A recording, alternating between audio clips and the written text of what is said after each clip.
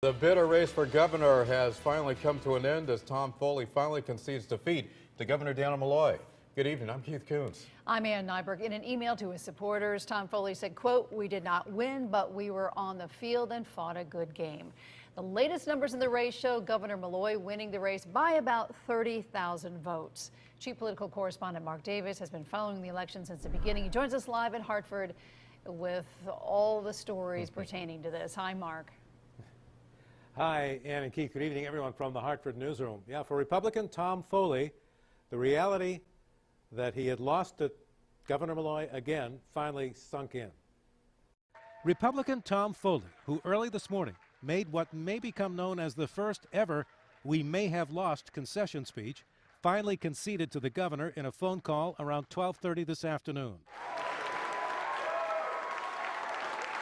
The governor and lieutenant governor took their victory lap at the ceremonial old judiciary room at the state capitol about 90 minutes later, surrounded by cheering legislative Democrats and union leaders that had worked on the campaign. The reality is I've won this office with substantially more votes than I wanted, or a larger plurality, actually majority, than I did previously. Foley canceled a scheduled news conference today, but he did call in to a popular morning radio show and said he will not run again. No. Hey, I'm 62 years old. I've done this twice. I gave it my best. Came close twice. That's good enough. I wouldn't put my family through it again. It's become very hard for Republicans to win in Connecticut. Chances are, if you went to bed before midnight, you thought the governor was trailing in the election.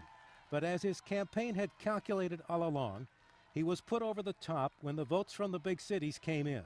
The unofficial tally from New Haven, Hartford, and Bridgeport showing Malloy with over 50,000 votes to less than 10,000 for Foley, a 5-to-1 margin. He supported our unionizing effort for security officers. Many of them had no benefits.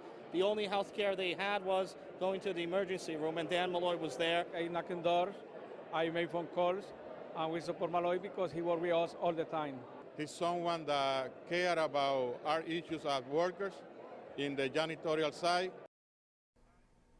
And it was the votes of Juan and Gabriel and Wojciech and thousands of others in the inner cities that made Dan Malloy governor for another 4 years.